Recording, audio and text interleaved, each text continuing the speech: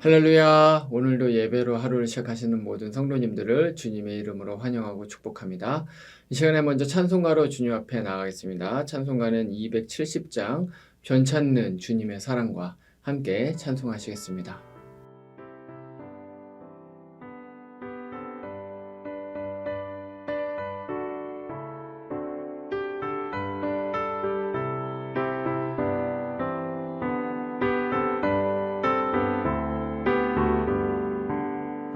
변찮는 주님의 사랑과 거룩한 보혈의 공로를 우리 다 찬양을 합시다.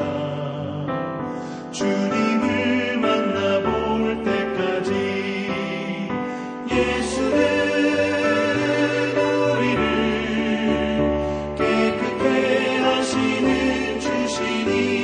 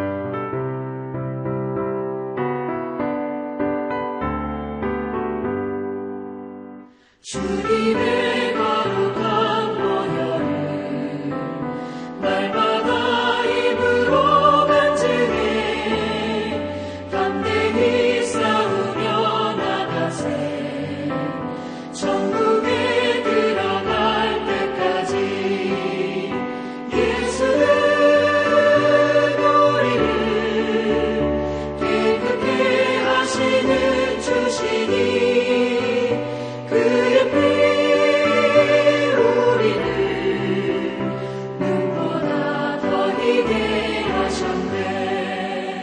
십자가 단단히 붙잡고 날마다 이기며 나가세 머리에 면류관 쓰고서 주 앞에 찬양할 때까지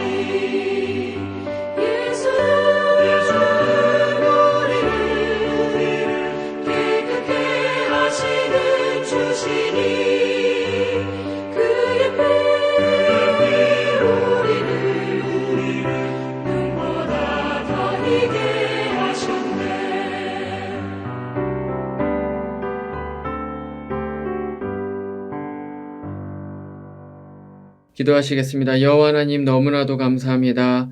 오늘도 너무나도 귀하고 축복된 하루를 허락하여 주셔서 우리가 주님의 말씀 앞에 이렇게 나올 수 있는 은혜 허락해 주심에 큰 감사드립니다. 하나님 우리에게 주시는 이 말씀의 꼴을 먹고 우리가 오늘 하루도 영적으로 충만한 삶을 살아갈 수 있도록 주님 함께하여 주시고 무엇보다도 주님과 교제하며 주님을 생각하며 주님의 사랑과 은혜 안에 젖어드는 이 시간 되게 하여 주시옵소서. 감사하며 거룩하신 우리 주 예수님 이름으로 기도합니다. 아멘. 이제 우리에게 주시는 하나님의 말씀 찾아보겠습니다. 말씀은 예레미야 30장 12절부터 24절까지의 말씀입니다. 여호와께서 이와 같이 말씀하시니라. 내 상처는 고칠 수 없고 내 부상은 중하도다. 내 송사를 처리할 재판관이 없고 내 상처에는 약도 없고 처방도 없도다. 너를 사랑하던 자가 다 너를 잊고 찾지 아니하니 이는 내 악행이 많고 내 죄가 많기 때문에 나는 내 원수가 당할 고난을 내가 받게 하며 잔인한 징계를 내렸도다. 너는 어찌하여 내 상처 때문에 부르짖느냐? 내 고통이 심하도다. 내 악행이 많고 내 죄가 허다함으로 내가 이 일을 너에게 행하였느니라.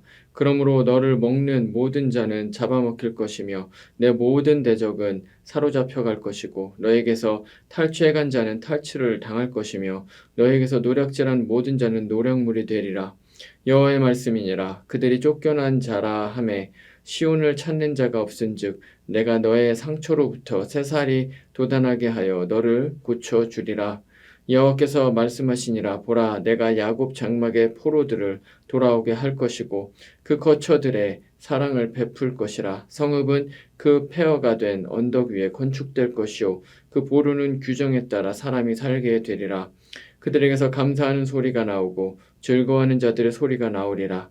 내가 그들을 번성하게 하리니 그들의 수가 줄어들지 아니하겠고 내가 그들을 존귀하게 하리니 그들은 비천하여지지 아니하리라. 그의 자손은 예전과 같겠고 그 회중은 내 앞에 굳게 설 것이며 그를 압박하는 모든 사람은 내가 다 벌하리라. 그 영도자는 그들 중에서 나올 것이요 그 통치자도 그들 중에서 나오리라. 내가 그를 가까이 오게 하리니 그가 내게 가까이 오리라. 참으로 담대한 마음으로 내게 가까이 올 자가 누구냐? 여호와의 말씀이니라. 너희는 내 백성이 되겠고 나는 너희의 하나님이 되리라. 보라, 여호와의 노여움이 일어나 폭풍과 회오리 바람처럼 악인의 머리 위에서 회오리 칠 것이라. 여호와의 진노는 그의 마음에 뜻한 바를 행하여 이루기까지는 돌이키지 아니하나니 너희가 끝날에 그것을 깨달으리라. 아멘. 우리는 계속해서 예레미야 말씀으로 함께 은혜를 나누고 있습니다. 일반적으로 선지서는 심판에 대한 그러한 메시지가 굉장히 많이 있습니다. 그래서 많은 사람들은 이 선지서가 굉장히 어둡고 또 무거운 이제 그러한 장르라고 생각을 하게 됩니다.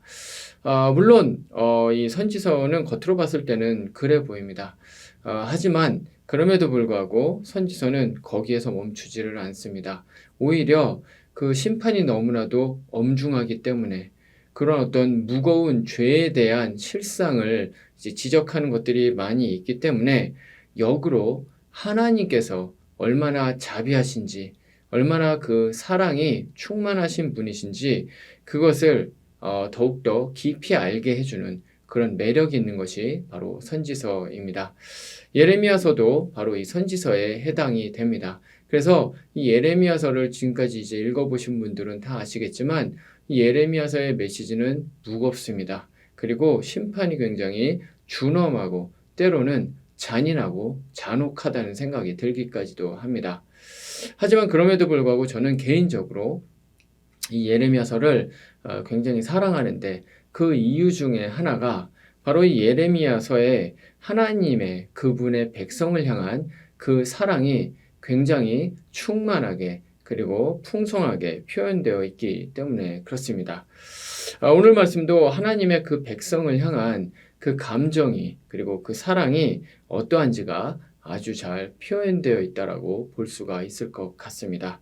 그래서 오늘 이 말씀을 통해서 우리가 하나님의 그 사랑이 무엇인지에 대해서 다시 한번 생각해 보는 시간이 되기를 원합니다. 먼저 오늘 말씀 이 12절부터 이 15절까지의 말씀을 보면 이 앞에 본문에서도 자주 나왔던 것처럼 이 유다에게 임하게 될 그 심판이 얼마나 혹독할지에 대해서 이제 잘 그려주고 있습니다.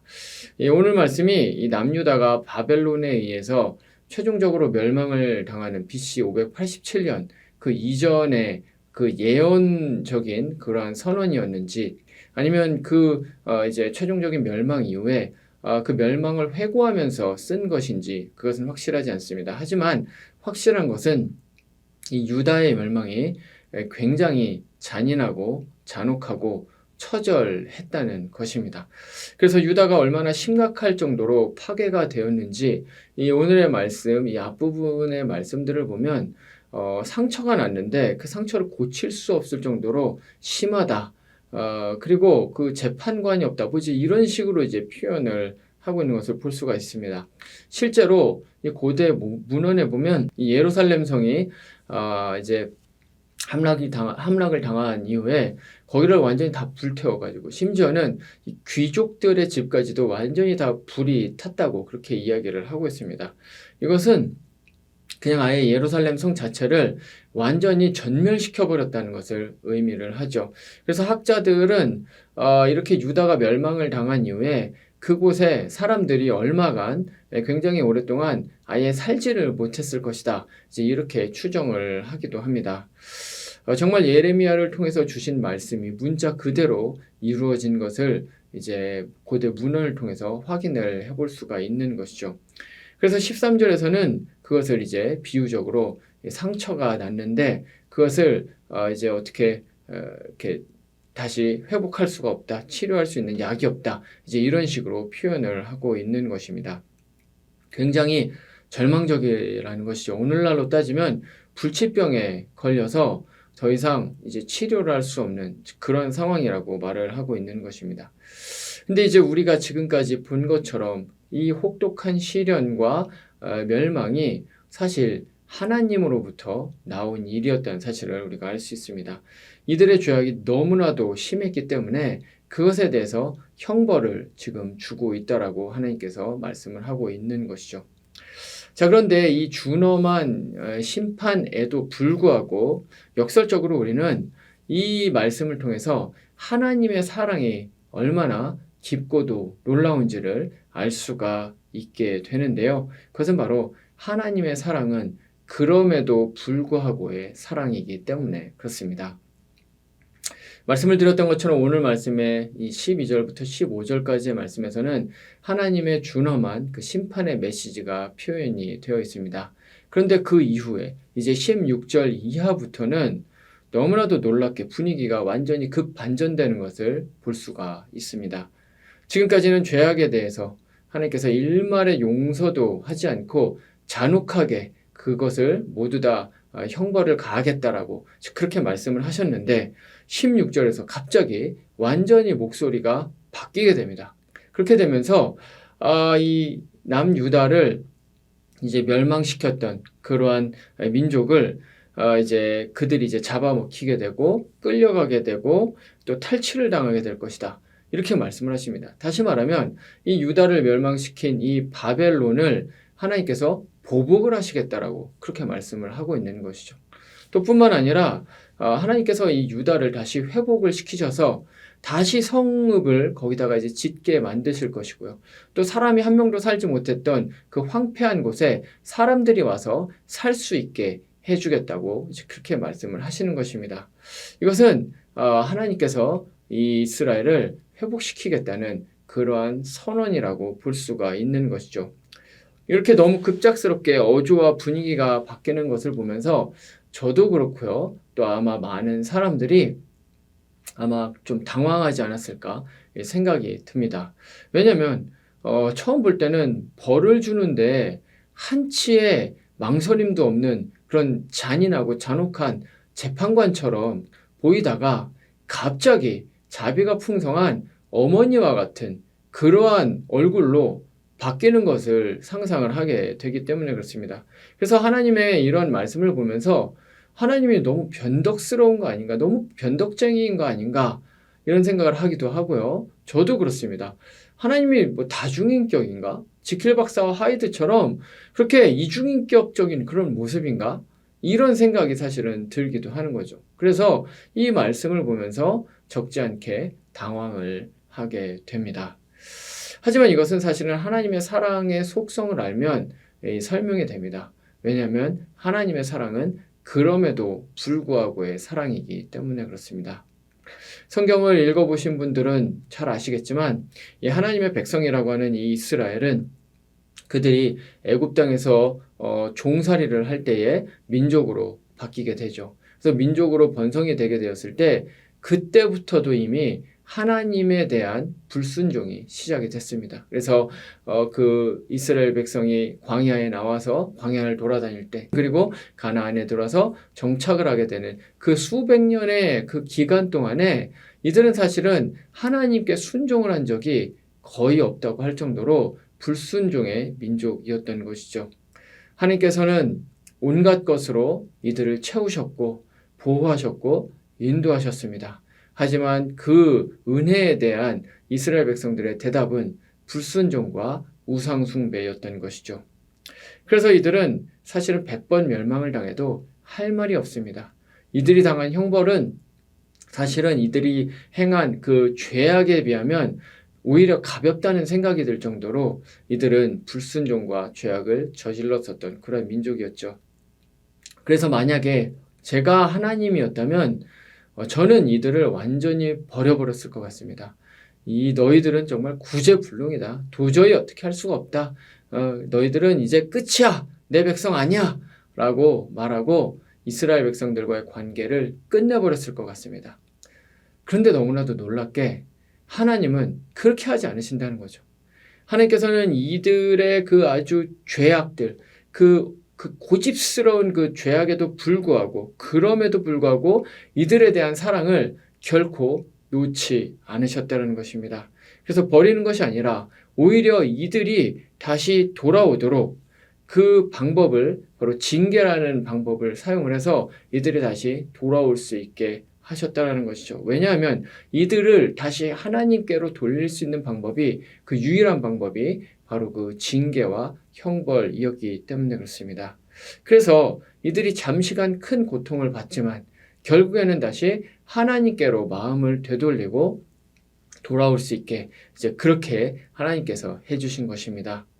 그러므로 하나님께서 이스라엘에게 주시는 징계는 마치 어떤 불완전한 인간이 분노 조절이 안 돼서 그냥 마구잡이로 화풀이를 하는 그러한 식의 그런 어떤 화풀이가 아니라, 사실은 이들을, 그분의 백성들을 너무나도 사랑해서 이들을 다시 돌리기 위해서 이들에게 주신 그런 어떤 회초리, 바로 이러한 어떤 부모님의 그런 사랑의 매와 같은 것이었다라고 생각을 해볼 수가 있는 것이죠. 그래서 결국 이 징계를 통해서 하나님께서는 그럼에도 불구하고의 그 사랑, 내가 너희들을 이만큼이나 사랑한다. 내 마음이 아프지만 그럼에도 불구하고 내가 너희들에게 회초리를 대서라도 내가 너희들을 다시 돌리기를 원한다. 난 너희들과 계속해서 관계를 갖기를 원한다. 라고 말씀하시는 그 그럼에도 불구하고의 사랑을 바로 보여주셨던 것이죠. 근데 사실은 이스라엘뿐만 아니라 우리 모두가 다 날마다 이 그럼에도 불구하고의 사랑을 경험하면서 삶을 살아갑니다. 저는 제 삶을 이렇게 돌아보면 하루라도 죄를 안 짓는 날이 있을까 싶을 정도로 생각으로, 행동으로, 또 말로, 습관으로 항상 죄를 지으면서 살아간다는 사실을 인정할 수밖에 없습니다. 그래서 이런저런 생각하면 참 한심하다는 생각이 들고 자괴감에 빠질 때가 너무나도 많이 있습니다. 과연 제가 목사가 맞나? 제가 과연 사람들 앞에 서서 말씀을 전하고 진리를 전하고 설교를 할 그런 어떤 자격이 되나? 자괴감에 빠질 때가 사실 너무나도 많이 있습니다. 그런데 그런 저를 주님께서는 여전히 아들이라고 말씀을 해 주십니다. 왜냐하면 제가 하나님의 자녀가 된 것은 처음부터 저의 어떤 조건, 제가 어떤 능력을 갖고 있거나 제가 윤리적으로 뛰어나거나 의롭거나 선한 행위를 하거나 그렇게 해서 하나님께서 저를 자녀로 삼아주신 것이 아니었기 때문입니다. 제가 뭔가를 잘해서 아니면 잘할 것 같아서 조금만 도움을 주면 제가 의인이 될 수 있을 것 같아서 그렇게 해주신 것이 아니라, 제가 너무나도 부족하고 연약하고 여전히 죄악을 저지를 것이지만 그럼에도 불구하고 그분이 무조건적으로 나를 사랑해 주시기로 결단을 해 주셨기 때문에 제가 하나님의 자녀가 될 수 있었다는 것이죠. 그래서 지금 이 자리에도 서 있을 수 있는 것입니다. 그래서 우리는 이와 같은 하나님의 사랑, 그럼에도 불구하고의 사랑을 날마다 기억하면서 삶을 살아야 합니다. 특별히 삶이 어려움 가운데, 고난 가운데 있을 때 우리는 이 그럼에도의 사랑을 더욱더 기억해야 합니다. 우리는 살아가면서 정말 많은 어려움을 겪게 됩니다. 때로는 이스라엘처럼 죄악을 저지르기도 하고요. 그래서 그에 대한 상응하는 형벌을 받기도 하고, 또 마음 가운데 힘들고 어려운 고난을 겪기도 합니다.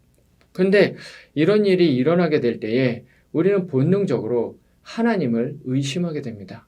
하나님이 정말로 나를 사랑하시나? 하나님이 정말로 선하시나? 그 선하시고 나를 사랑하시는 그 하나님이 정말로 살아계신 분이신가? 이런 의심을 갖게 되죠. 왜냐하면 정말로 선하시고 나를 사랑하시는 그 주님이 살아계시다면 내가 어떻게 이 어려움을 겪을 수 있지? 라는 그러한 고민이 들게 되기 때문에 그렇습니다. 근데 사실은 이것은 오해입니다. 우리가 어려움을 겪는 그 순간에도 하나님의 사랑은 결코 끊어지지 않고 식어지지 않은 것입니다. 왜냐하면 그 고난과 아픔마저도 사실은 하나님의 선하심과 사랑 안에서 일어나는 것이기 때문입니다. 마치 이스라엘 백성들에게 회초리를 드셔서 징계를 하신 것이 하나님의 사랑 안에서 일어난 것과 마찬가지인 것이죠. 그래서 우리를 향한 하나님의 사랑은 누구도 어떤 것도 막을 수가 없는 것입니다. 심지어 나의 죄악조차도 하나님의 나를 향한 사랑을 끊을 수 없다라는 것이죠. 이것을 잘 알고 있었던 사람이 바로 사도 바울이었습니다. 사도 바울은 우리가 너무나도 잘 알고 있는 것처럼 주님의 놀라운 은혜와 사랑을 경험한 사람이었습니다. 하지만 그럼에도 불구하고 그 이후에 살게 된 그 사도로서의 삶은 결코 쉽지 않았습니다. 그 역시도 죄악과 날마다 싸워야 되는 사람이었던 것이죠. 그래서 그것을 고린도전서 9장 27절에서 이렇게 표현을 합니다. 내가 내 몸을 쳐 복종하게 함은 내가 남에게 전파한 후에 자신이 도리어 버림을 당할까 두려워함이로다. 아멘. 심지어 죽기까지 충성을 했었던 이 사도 바울조차도 자신을 쳐서 복종시켜야 될 정도로 영적 싸움, 죄악과의 싸움, 불순종과의 싸움이 너무나도 컸다라는 것이죠. 그리고 아마 때로는 그런 중에 죄악을 저지르기도 했었을 것입니다. 그리고 복음을 전하는 또 사명자로서의 삶을 살아갈 때 너무나도 많은 어려움과 고난이 있었습니다. 그래서 고린도후서 11장 23절 이하에서 이렇게 그것을 표현합니다.